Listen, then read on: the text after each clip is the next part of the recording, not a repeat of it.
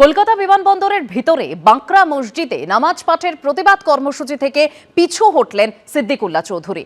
পুলিশের অনুমতি না মেলায় শেষমেশ জামিয়া ইসলামিয়া মাদানিয়া মসজিদে গিয়ে পড়া হলো নামাজ। তবে ভবিষ্যতে এই অনুমতি জোগাড়ে আইনের পথে হাঁটার কথা ভাবছে বাঁকড়া মসজিদ কমিটি। কিছু নয়, আমি চাইছি যদি আপনারা বলেন তাহলে আমরা না বলে দিচ্ছি। পিছু হটলেন সিদ্দিকুল্লাহ চৌধুরী। কলকাতা বিমানবন্দর চত্বরে থাকা মসজিদে নামাজ পড়ার পুলিশের অনুমতি না পেয়ে শেষমেশ স্থান বদল করতে বাধ্য হল বাঁকড়া মসজিদ কমিটি। ওই এলাকা থেকে 100 মিটার দূরে জামিয়া ইসলামিয়া মাদানিয়া মসজিদে গিয়ে পড়া হলো নামাজ। বিতর্কের সূত্রপাত কলকাতা আন্তর্জাতিক বিমানবন্দর চত্বরে থাকা বাঁকড়া মসজিদ ঘিরে। নিয়ম অনুযায়ী বিমানবন্দরের রানওয়ের অন্তত 250 মিটার দূরত্বে কোনো নির্মাণ থাকার কথা নয়। কলকাতা বিমানবন্দরের সেকেন্ডারি রানওয়ের 165 মিটার দূরে রয়েছে 136 বছরের পুরনো বাঁকড়া মসজিদ। জাতীয় সুরক্ষা এবং বিমানবন্দরের নিরাপত্তা আগে দেখতে হবে।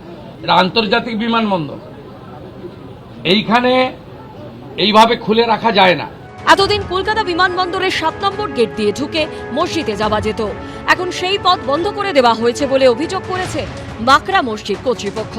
শুক্রবার প্রতিবাদ কর্মসূচির ডাক দেন বাঁকড়া মসজিদ কমিটির সভাপতি সিদ্দিকুল্লাহ চৌধুরী। আমরা কাল যাব, ওই রাস্তায় বা কোথাও নামাজ পড়ব।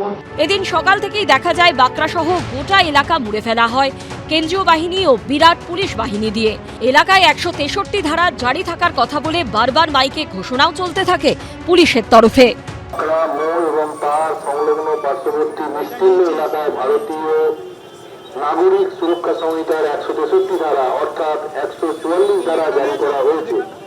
এই নির্ধারিত এলাকায় 4 জন বা তার বেশি লোক জমায়েত হলে প্রশাসন আইনানুগ ব্যবস্থা নিতে বাধ্য থাকবে। এই যে ঠিক সার্ভিস রোডের উপরে যশোর রোডে ঠিক পাশে যে মসজিদ রয়েছে যার নাম রয়েছে জামিয়া ইসলামিয়া মাদানিয়া, এখানে কিন্তু সিদ্দিকুল্লাহ চৌধুরী কিছুক্ষণ আগে প্রবেশ করেছেন এবং যেটা সিদ্ধান্ত হয়েছে যে এই মসজিদেই তারা কিন্তু নামাজ পড়বেন। অর্থাৎ বিতর্ক যে মসজিদকে কেন্দ্র করে ছিল যে আজকে সেখানে ঢুকে তারা নামাজ পড়বেন, শেষমেশ কিন্তু সেখানে পুলিশ বা প্রশাসনের তরফে সেখানে অনুমতি না মেলাতে তারা শেষমেশ সিদ্ধান্ত নেন যে ঠিক যেখানে মসজিদটি ছিল অর্থাৎ এয়ারপোর্ট 7 নম্বর গেটের ঠিক অপোজিটে যে সার্ভিস রোড রয়েছে এখানের যে মসজিদ রয়েছে এখানে তারা নামাজ পড়বেন। আমাদের সিদ্ধান্ত আইনের রাস্তা খোলা।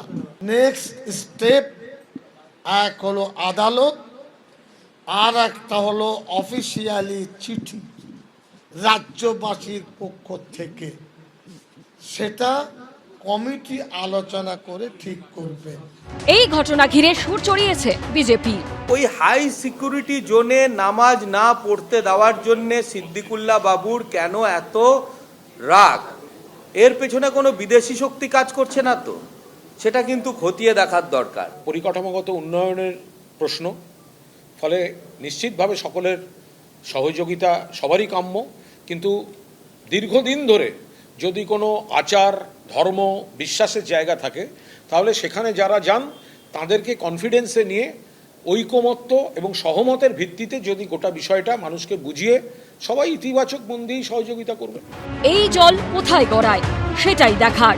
সুকান্ত মুখোপাধ্যায় ও আশাবুল হোসেনের রিপোর্ট, এবিপি আনন্দ। এবিপি আনন্দ, এগিয়ে থাকে, এগিয়ে রাখে।